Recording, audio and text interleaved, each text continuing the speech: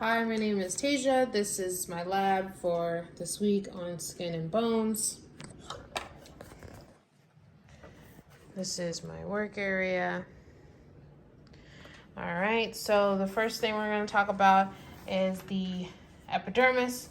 And the epidermis has 4 or 5 layers, starting with the stratum corneum, which is the outermost layer to help prevent unwanted materials from entering the body, and it prevents excessive loss of water. And then you have your stratum luteum, which is found on the palms of your hand and on the soles of your feet.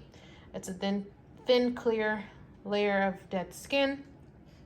And then the next layer is the stratum granulosum, which helps prevent fluid loss by creating a waterproof barrier. And then you have your stratum spinosum, which helps make the skin flexible and strong.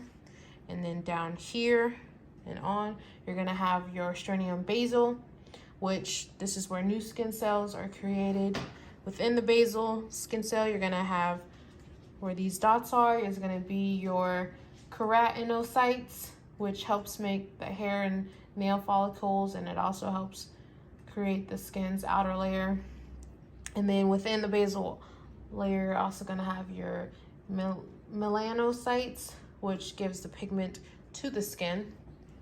Like I said, you have your epidermis layer up top, and then down here is your dermis layer, and then down on the very bottom is going to be your hypodermis, which within the dermis layer you have 2 layers. Your top layer is your papillary layer, which gives nutrients to certain layers and regulates body temperature, and it contains the blood vessels.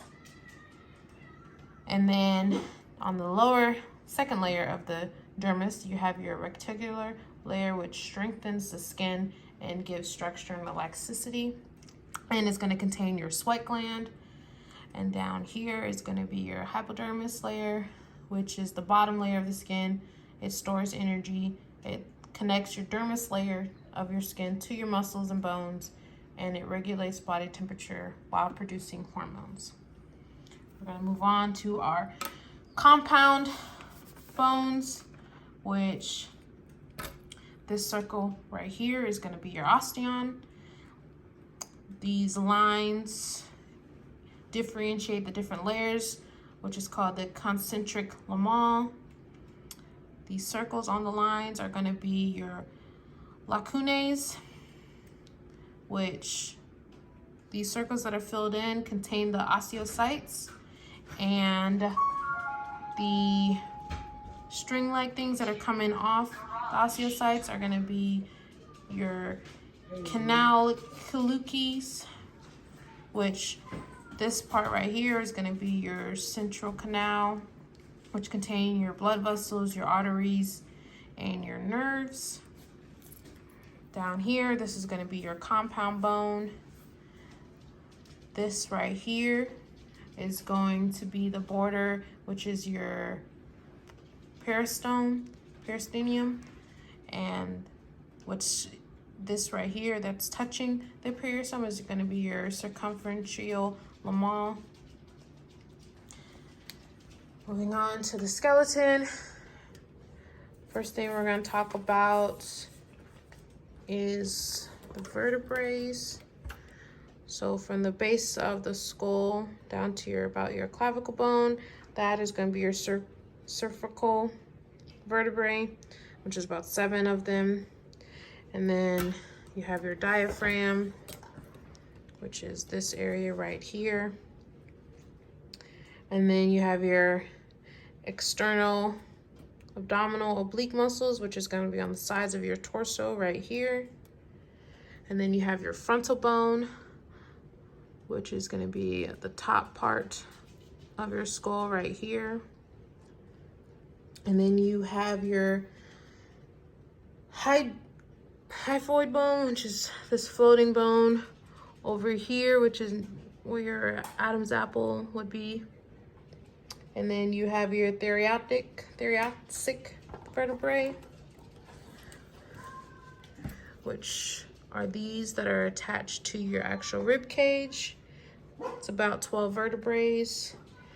And then you have your lumbar vertebrae, which is below it from here down. That's about 5 vertebrae. And then you have your sacrum vertebrae, which are the fused ones right here.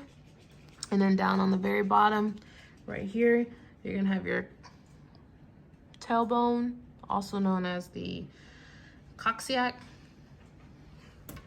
And then you have your mandible, which is the movable part of the jaw. You have your maxilla, which is the top part of your jaw right here, which is where your teeth connect. You have your nasal bone, which is where your nose bridge is. Your occipital bone.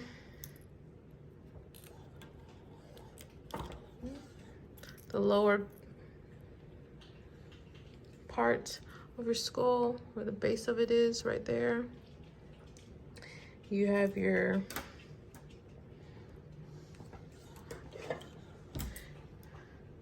parietal bone, which from here, it makes the two top halves of the bone of the skull. Your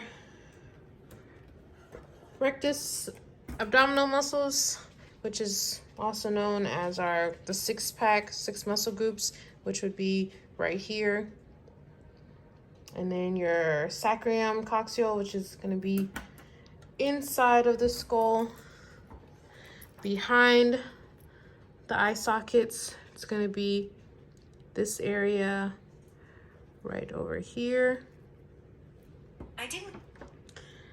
And then you are going to have your sternum close side mastoid muscles, which is going to be the muscles that's on the side of both sides of your neck, right there. There. And then you have your sternum, which is going to be this part, this flat piece on your chest. Your temporal bone, right here, right on your temples. Your trapezoid muscles, which start on the base of your skull.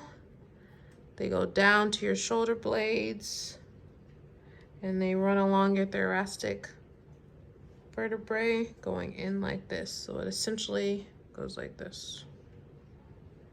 And then your zygomatic bone, which is known as your cheekbones, which are right here.